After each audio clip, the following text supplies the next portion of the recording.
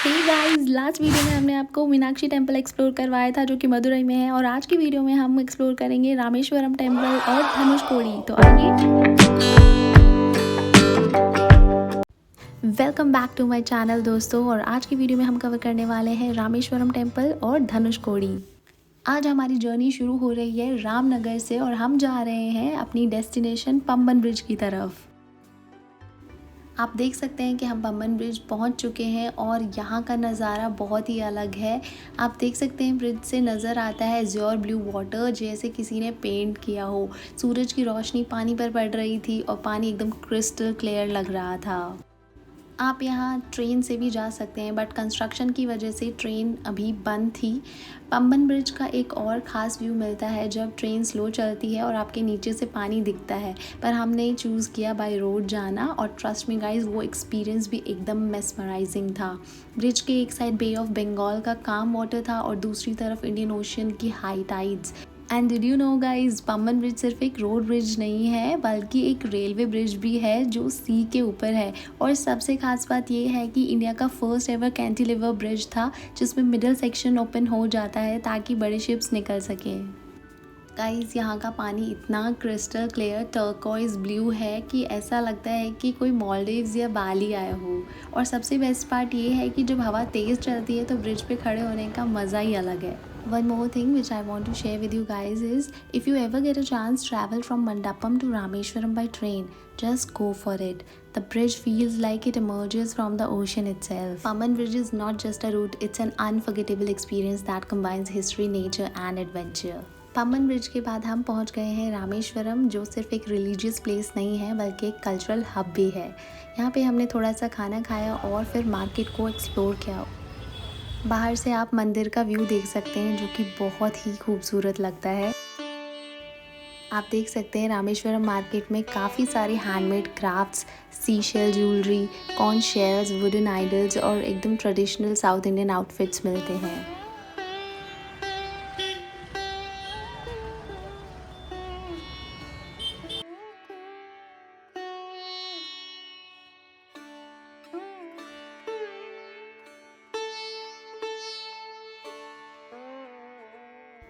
मैंने भी यहाँ से एक प्योर कॉटन धोती और सिल्क शॉल लिया।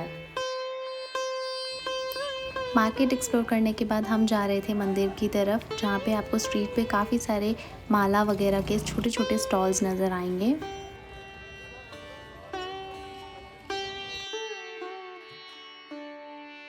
और अब बारी थी श्री रामनाथ स्वामी टेम्पल के दर्शन की। ये मंदिर सिर्फ रामेश्वरम का नहीं बल्कि पूरे इंडिया का एक मोस्ट सेक्रेड टेम्पल है और एकदम द्रविडियन स्टाइल आर्किटेक्चर का एक मास्टरपीस है।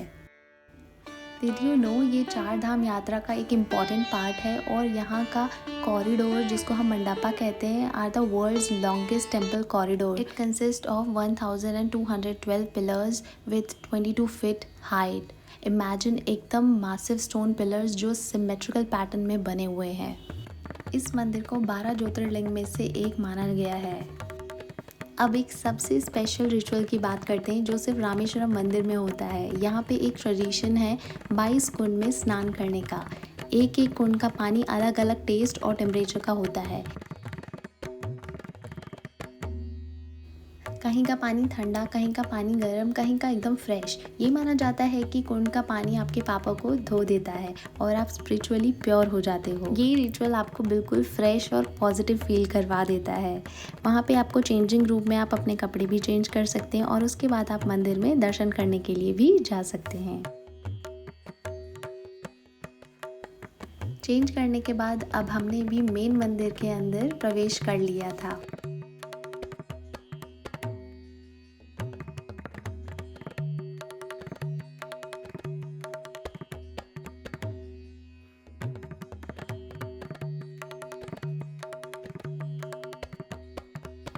मंदिर में दर्शन के लिए काफ़ी लंबी लाइन लगी हुई थी। अंदर से काफ़ी चैंटिंग और बेल्स की आवाज़ आ रही थी। मन एकदम शांत हो गया सुन के।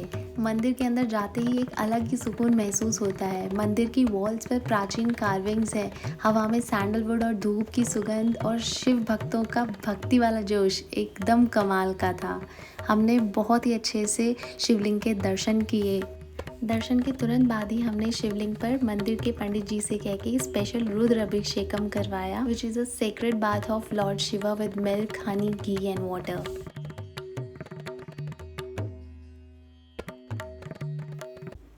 My most favorite part was the rhythmic chants of Har Har Mahadev and Om Namah Shivaya echoed everywhere, creating a truly goosebumps induced experience.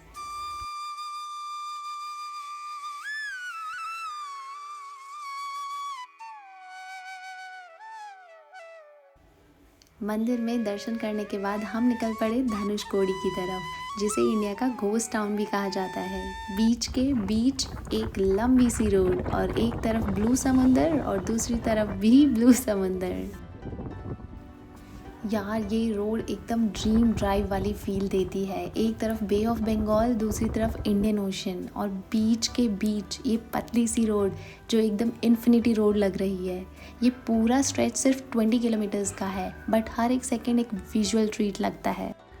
1954 तक ये एक फ्लरिशिंग टाउन था, लेकिन 1964 में एक मैसिव साइक्लोन आया जो पूरे टाउन को बहा ले गया। तब से ये एक अबैंडन्ड घोस्ट टाउन बन गया, जहाँ सिर्फ टूटे फूटे बिल्डिंग्स और कहानियाँ बची हैं। यहाँ एक पुराना रेलवे स्टेशन और चर्च भी है जो अब सिर्फ रूइंस हैं। तो दोस्तों ये है धनुषकोडी का most iconic spot, ruined church. एक टाइम पे ये एक सुंदर चर्च था। आप देख सकते हो जो आर्किटेक्चरल डिटेल्स बची हैं वो एकदम माइंड ब्लोइंग है। और हाँ, अगर आपको विंटेज और एस्थेटिक फोटोज पसंद है तो ये स्पॉट एकदम इंस्टाग्राम गोल्ड है। चर्च के आगे चलते ही आपको एक सुंदर सा बीच मिलेगा जहाँ पे शॉपिंग भी बड़ी धमाकेदार होती है। ये लो धनुषकोडी का एक हिडन ट्रेजर, छोटी सी मार्केट पर एकदम यूनिक चीज़ें। आपको इनके कलेक्शन में हैंड क्राफ्टेड सोवीनियर्स, शंख, डेकोरेटिव आइटम्स और इवन कुछ रेयर सी शेल कलेक्टिबल्स भी मिल जाएंगे। अगर आपको हैंडमेड ज्वेलरी का शौक है तो ये कोरल और पर्ल ब्रेसलेट्स एकदम क्लासी हैं।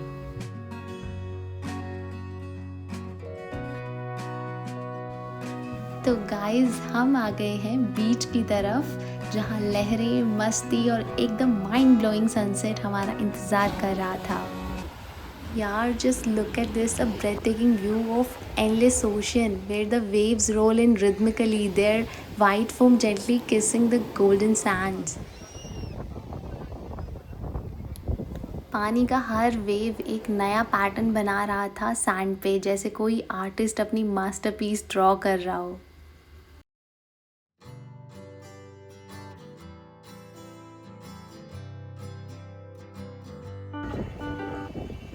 और सबसे बेस्ट पार्ट तो वो होता है जब आप आंखें बंद करके समुंदर की लहरों को सुन रहे होते हो।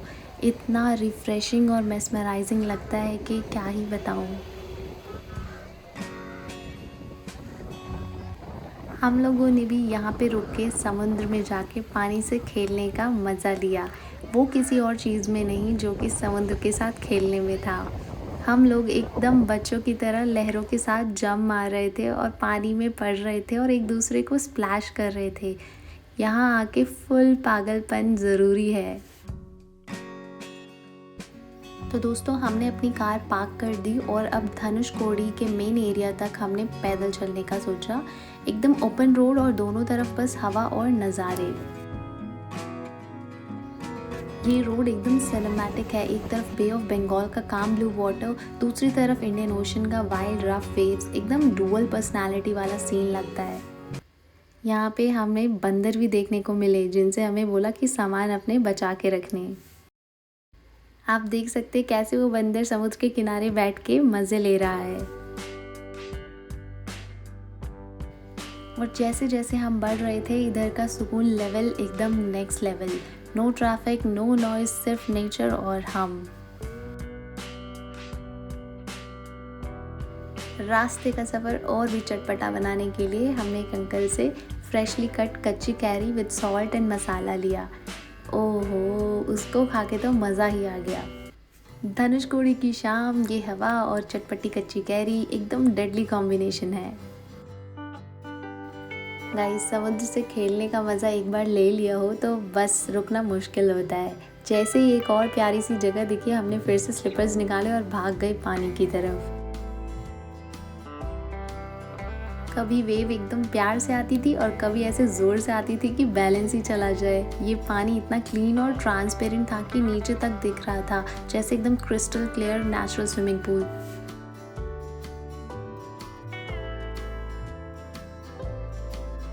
रास्ते में आगे चल के हमें काफ़ी सारे छोटे छोटे स्टॉल्स मिले जहाँ पे काफ़ी सारे हैंडीक्राफ्ट आइटम्स मिल रहे थे। और वो देखिए हम पहुँच गए हैं अपने धनुषकोडी के मेन एरिया की तरफ।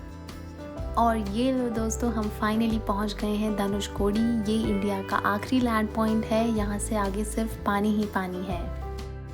यहाँ पे आके बस एक ही चीज़ फील होती है, सुकून। ये जगह सिर्फ देखने लायक नहीं, महसूस करने लायक है। और सबसे अमेजिंग एक्सपीरियंस यही था कि यहाँ पे हमने टेलीस्कोप के थ्रू दूर कहीं श्रीलंका और राम सेतु का एक ग्लिम्प्स देखा।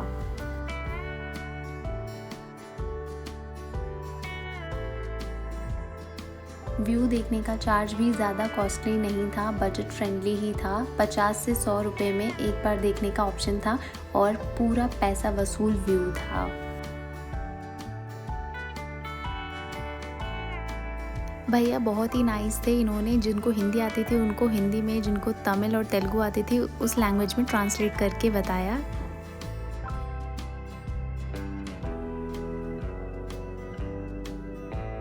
यहाँ पे लोग फिशिंग भी करते हैं, आप देख सकते हैं कि वहाँ पे लोग फिशिंग नेट से फिश पकड़ रहे हैं। गाइज़, अगर आपको फ़ोटो का बहुत शौक है तो आप यहाँ पे फ़ोटो भी क्लिक करवा सकते हैं, चाहे कपल फ़ोटो हो या फैमिली फ़ोटो हो या ग्रुप फ़ोटो हो। बहुत ही नॉमिनल चार्ज पे, लाइक 150 रुपीज़ पे ये लोग फ़ोटो क्लिक करके आपको विदिन 10 मिनट्स में दे देंगे हैंड टू हैंड।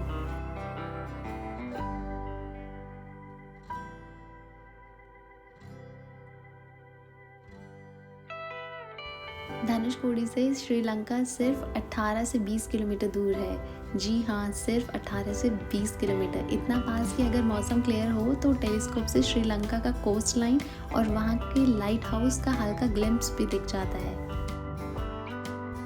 और दोस्तों, जो मोमेंट हम वेट कर रहे थे वो फाइनली आ चुका है। धनुषकोडी का सबसे खूबसूरत टाइम, सनसेट। हवाएं तेज हो चुकी थी, समुद्र की लहरों का शोर बढ़ गया था और सूरज धीरे धीरे अपनी आखिरी रोशनी समुद्र पर बिखेर रहा था।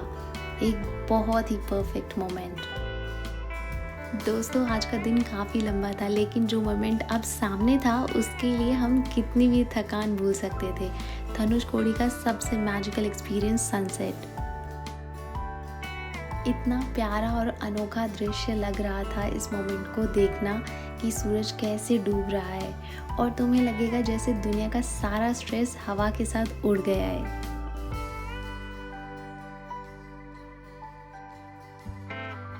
एक परफेक्ट सनसेट एक्सपीरियंस के बाद अब वक्त था घर की तरफ निकलने का।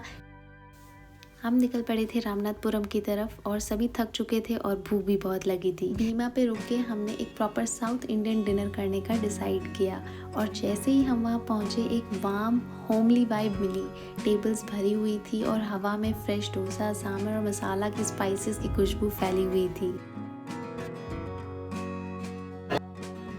थकान भी थी और भूख भी फुल फोर्स पे थी, तो हमने डिसाइड किया कि हम थोड़ा सा नॉर्थ इंडियन और थोड़ा सा साउथ इंडियन खाना मंगवाएंगे।